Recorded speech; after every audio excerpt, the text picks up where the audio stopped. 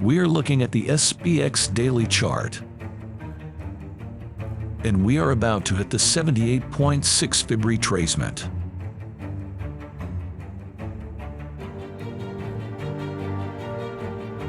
It looks like a zigzag retracement.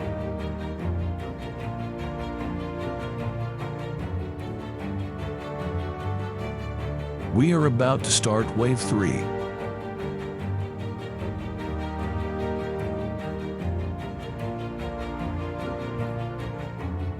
Of a 5-wave move down.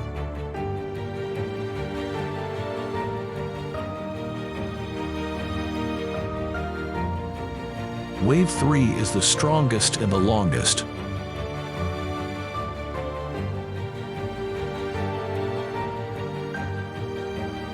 We are probably going all the way down to the bottom of the sloping channel.